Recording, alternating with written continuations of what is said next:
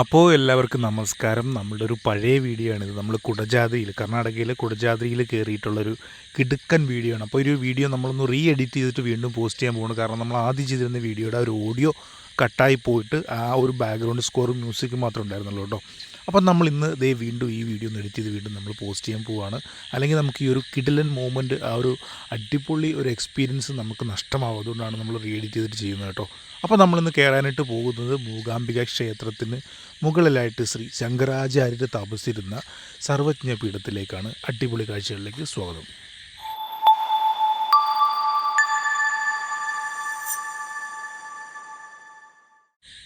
കൊല്ലൂർ മൂകാംബിക ക്ഷേത്രത്തിന് മുൻവശത്തായിട്ട് തന്നെ നമുക്ക് കുടജാദ്രിയിലേക്ക് പോകുന്നതിനുള്ള ജീപ്പുകളെല്ലാം തന്നെ അവൈലബിൾ ആണ് കേട്ടോ.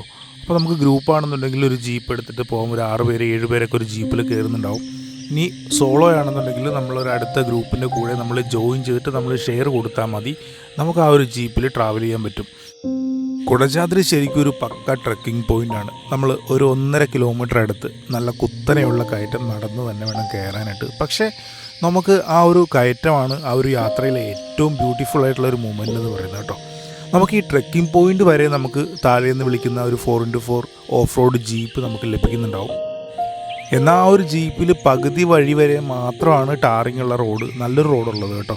എന്നാൽ അതിനുശേഷം പിന്നീട് അങ്ങോട്ട് കംപ്ലീറ്റ്ലി ഉരുളൻകല്ലുകളും, അതായത് ഒരു പക്ക ഓഫ് റോഡാണ്. നമ്മുടെ ഒരു പ്രൈവറ്റ് വണ്ടി നമുക്ക് ഓടിച്ച് കയറ്റാൻ ബുദ്ധിമുട്ടുള്ള ഒരു സെറ്റപ്പാണ്. നിങ്ങൾക്ക് അവിടെ ചെല്ലുമ്പോൾ തീർച്ചയായിട്ടും അത് മനസ്സിലാകുന്നുണ്ടാവും. ഇതുവരെ കുടജാദ്രിയിൽ കയറിയിട്ടില്ലാത്തവർക്ക് വേണ്ടിയിട്ടാണ് ഞാൻ ഈ ഒരു വീഡിയോ ചെയ്യുന്നത് കേട്ടോ. കംപ്ലീറ്റ്ലി ഉരുളൻകല്ലുകളും, പിന്നെ മഴയുള്ള സമയമാണെന്നുണ്ടെങ്കിൽ മുഴുവനും ചെളി നിറഞ്ഞ റോഡുമായിരിക്കും. നല്ല രീതിയിൽ സ്കിഡ് ചെയ്യുന്നുണ്ടാവും. അതുപോലെ തന്നെ ഒരു ജീപ്പിന് മാത്രം കഷ്ടിച്ച് പോകാൻ പറ്റുന്നൊരു വഴി മാത്രമാണുള്ളത്. അവിടേക്ക് നമുക്ക് പ്രൈവറ്റ് വണ്ടി ഓടിച്ച് കയറുന്നത് ഭയങ്കര ബുദ്ധിമുട്ടാണ് എന്ന് വേണം പറയാനായിട്ട്. കാരണം എതിരെ ഒരു വണ്ടി വരുമ്പോൾ നല്ല വളവും തിരിവുമൊക്കെയാണ്. അപ്പോൾ അതുകൊണ്ട് തന്നെ അവർ ഹോൺ അടിച്ചിട്ടൊക്കെയാണ് അവർ കംപ്ലീറ്റ്ലി അവർ സ്ഥിരമായിട്ട് അവിടെ ഓടിക്കുന്നവർക്ക് മനസ്സിലാക്കിയിട്ടാണ് അവർ ഓടിക്കുന്നത്. പുറത്തുനിന്ന് ഒരാൾ വന്നു കഴിഞ്ഞാൽ ഉറപ്പായിട്ട് നമ്മൾ കുടുങ്ങിപ്പോകും. അങ്ങനത്തെ ഒരു വഴിയാണ് കേട്ടോ. അത് നിങ്ങൾക്ക് കണ്ടു കഴിഞ്ഞാൽ മാത്രമാണ് മനസ്സിലാക്കുന്നത്. എന്നാൽ കുടജാദ്രിയിലേക്ക് എത്തുന്നതിന് തൊട്ട് മുമ്പ് ഒരു ചെക്ക് പോസ്റ്റ് ഉണ്ട്. ഈ ഒരു ചെക്ക് പോസ്റ്റ് കഴിഞ്ഞാണ് ശരിക്കും പറഞ്ഞാൽ പക്ക ഓഫ് റോഡ് വരുന്നത്. നിങ്ങൾക്ക് ഈ വീഡിയോയിൽ മനസ്സിലാക്കാൻ സാധിക്കുന്നുണ്ടാവും. ഈ ഒരു ഓഫ് റോഡ് യാത്രയുടെ യഥാർത്ഥ വിഷ്വൽസ് ഞാൻ നിങ്ങൾക്ക് കാണിച്ചു തരാം.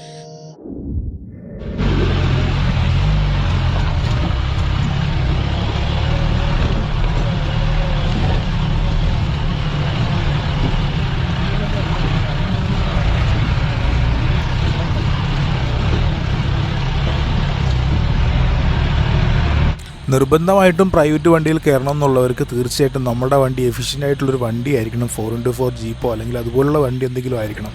ഇനി അതുപോലെ തന്നെ ഓഫ് റോഡ് ഓടിച്ച് എക്സ്പീരിയൻസ് ഉള്ളവർ മാത്രമാണ് അതിലേക്ക് കയറാനായിട്ട് ഞാൻ സജസ്റ്റ് ചെയ്യുള്ളൂ. ഇല്ലെന്നുണ്ടെങ്കിൽ തീർച്ചയായിട്ടും ഈ ഒരു ജീപ്പ് എടുത്ത് പോകാൻ നമുക്ക് സേഫ്റ്റി ആയിട്ട് പോകാൻ സാധിക്കുന്നതായിരിക്കും.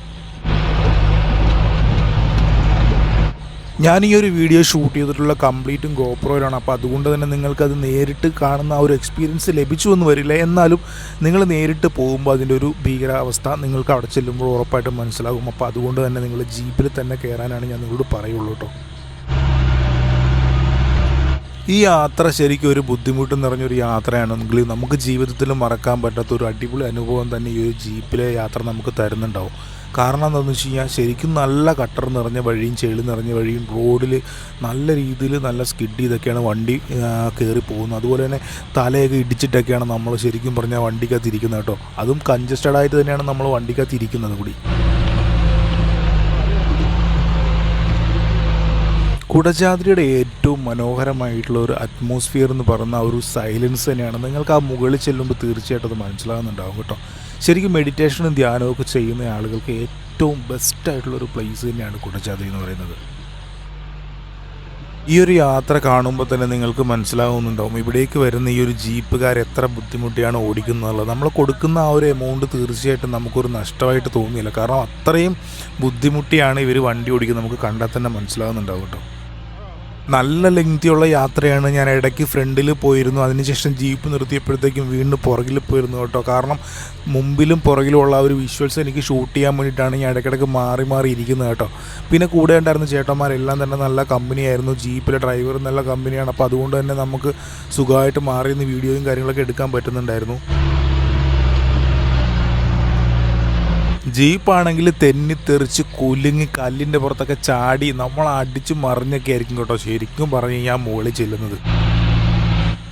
നല്ല ലെങ്തിയുള്ള വീഡിയോ ആണ്. അപ്പോൾ അതുകൊണ്ട് തന്നെ നല്ല രീതിയിൽ ഞാൻ കട്ട് ചെയ്തൊക്കെയാണ് വീഡിയോ ചെയ്തിട്ടുള്ളത് കേട്ടോ. നിങ്ങൾ ഈ വീഡിയോ ഇത്ര അധികം ഞാൻ നീട്ടി ചെയ്യുന്നത് വേറൊന്നും കൊണ്ടല്ല. ഇനി ഒരിക്കൽ നിങ്ങൾക്ക് എപ്പോഴെങ്കിലും പ്രൈവറ്റ് വണ്ടി ഓടിച്ച് കയറണം എന്നുള്ള ആളുകളാണെന്നുണ്ടെങ്കിൽ ഈ വിഷ്വൽസ് നിങ്ങൾക്ക് കാണുമ്പോൾ തീർച്ചയായിട്ടും നിങ്ങൾക്ക് മനസ്സിലാവും ഇവിടുത്തെ ബുദ്ധിമുട്ട് എന്താണെന്നുള്ളത്.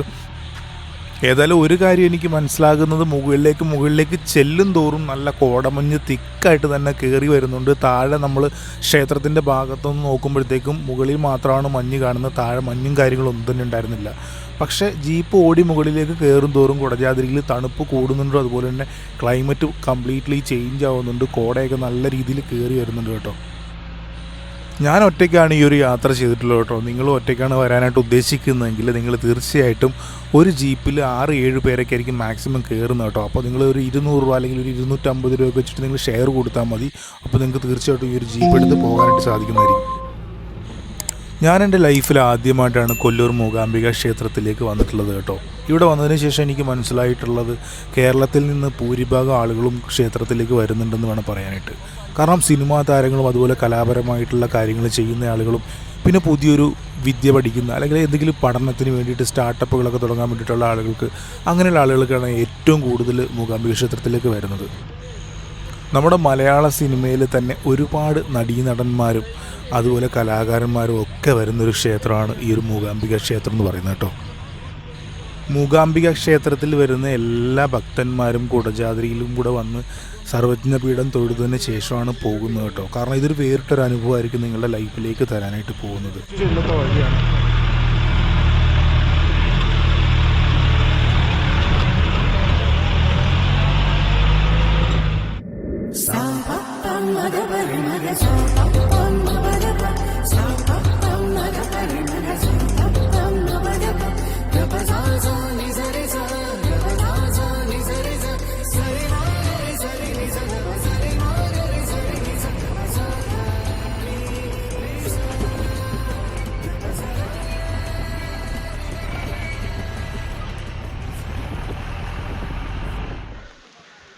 അയ്യോ, ഒറ്റടിക്ക് കയറാൻ പറ്റത്തില്ല.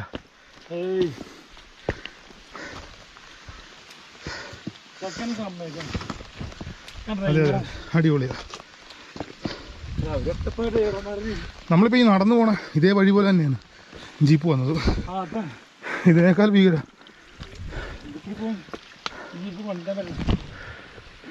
നല്ല മഴയാണ്.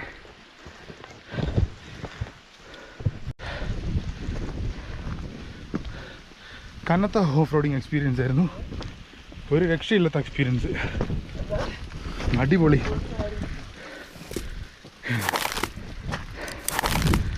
നമ്മുടെ കൂടെ വന്നവരൊക്കെ കയറി വരുന്നുള്ളൂ കേട്ടോ. അല്ല, അവർ വരുന്നുണ്ട്. അവരവിടെ മറ്റേ ക്ഷേത്രത്തിൽ കയറി. നമ്മളിപ്പോൾ 1.5 കിലോമീറ്റർ അല്ലേ, 1.5 കിലോമീറ്റർ നടക്കാനല്ല കയറാനുണ്ട്. നല്ല കയറ്റമാണ്. അപ്പോൾ ഞങ്ങൾ കയറിക്കൊണ്ടിരിക്കുക. പൊളി വൈബ് എന്ന് പറഞ്ഞ പൊളി വൈബ്. പക്ഷേ നല്ല മഴയുണ്ട് കേട്ടോ. അതുകൊണ്ട് തന്നെ ക്ഷീണറിയല്ല ഇങ്ങനെ മഴയുള്ളതുകൊണ്ടല്ലേ, നനയാന്നുള്ളു.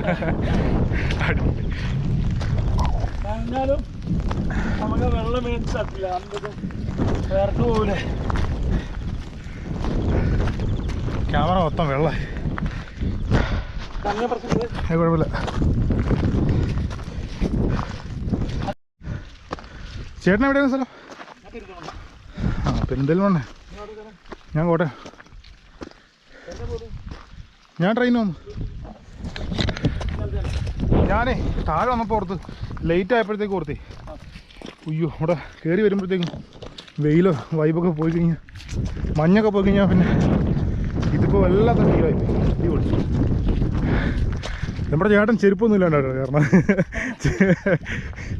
ചെരുപ്പൊന്നും ഇല്ലാണ്ട് കാരണം ഞാൻ ഒരു വിധത്തിൽ ഷൂ ഒക്കെ ഇട്ടുണ്ട് കയറുന്നത്. അടിപൊളി. ഇനിയിപ്പോൾ നമ്മൾ നേരെ സർവജ്ഞപീഠം കാണാനായിട്ട് പോകും. ഇതുവരെ കിട്ടാത്ത കോട ഇങ്ങനെ അടിച്ച് കയറിയുണ്ട്. ക്യാമറയിൽ വെള്ളം വീഴുന്നുണ്ട്, കാണാൻ പറ്റില്ല. താഴേക്ക് വലിയ കൊക്കയാണ്. നല്ല തണുത്ത കാറ്റ്.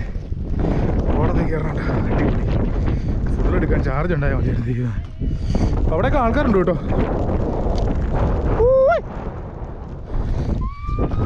ചേട്ടാ ഇതാണോ ബ്രോ? ഏതാ റൂട്ട്? അതാണോ റൂട്ട്? അയ്യോ ഭയങ്കര കാറ്റ്.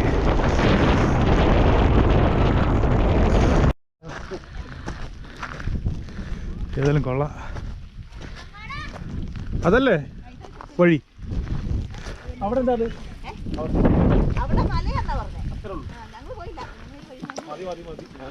വഴി അറിയാൻ വേണ്ടിട്ട് ചേച്ചിയാൻ്റെ പറഞ്ഞോ, ഒരുപാട് പോകാനുണ്ട്. 1.5 കിലോമീറ്റർ നമ്മൾ നടക്കാൻ സുഖമാണ്, പക്ഷെ കയറ്റം കയറണമെന്നുണ്ടെങ്കിൽ നല്ല റിസ്ക് ഉണ്ടാവും. കാര്യം കുടജാദ്രിയിൽ വരാതെ പോയി കഴിഞ്ഞാൽ ഭയങ്കര നഷ്ടം തന്നെ. ഓഫ് റോഡിങ് എക്സ്പീരിയൻസ് ഒരു രക്ഷയില്ലാതെയാണ്, പറയാതിരിക്കാൻ പറ്റില്ല. അടിപൊളി. ഇനിയിപ്പോൾ നമുക്ക് മെല്ലെ അങ്ങോട്ട് കയറാം. ചേട്ടൻ ഫുഡ് കഴിച്ചു തരാമല്ലേ? ഞാനും കഴിച്ചോണ്ടാവും, അത് ഉപകാരമായി. നനഞ്ഞ അത്യാവശ്യം, എന്നാലും കുഴപ്പമില്ല. ആ ഒരു കാറ്റങ്ങ് പോയല്ലേ. ശരിക്കും ദേ നമ്മൾ വേറൊരു വ്യത്യസ്തമായിട്ടുള്ള സ്ഥലത്തേക്ക് വന്നിട്ടുണ്ട് കേട്ടോ. കാട് ഫോറസ്റ്റ് പോലെ തന്നെ സ്ഥലത്തേക്ക് വന്നിട്ടുണ്ട്. ഇവിടെ നിന്ന് 1.5 കിലോമീറ്റർ കയറാനുണ്ടെന്നാണ് പറഞ്ഞത് താഴേന്ന്. ഒരുപാട് പേര് പോയി കണ്ടിട്ട് തിരിച്ചു വരുന്നവർ ധൈര്യമായിട്ട് കയറിക്കുമെന്ന് പറഞ്ഞിട്ടുണ്ട് കേട്ടോ.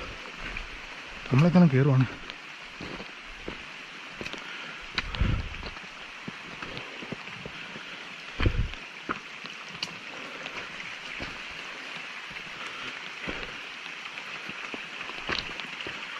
ഇവിടെ ഒരു ഗ്രില്ലിട്ട് വെച്ചിട്ടുണ്ട്. ഇത് തന്നെയല്ലേ വഴി? വേറെ വഴിയൊന്നും ഇല്ലല്ലോ.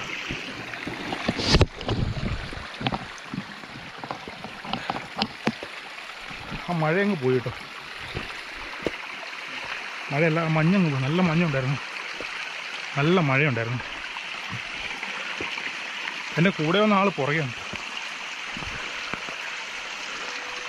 ഏതായാലും 1.5 മണിക്കൂർ നമുക്കിവിടെ സ്പെൻഡ് ചെയ്യാനായിട്ടുണ്ട്. നമ്മളേതായാലും അങ്ങ് കയറുകയാണ്.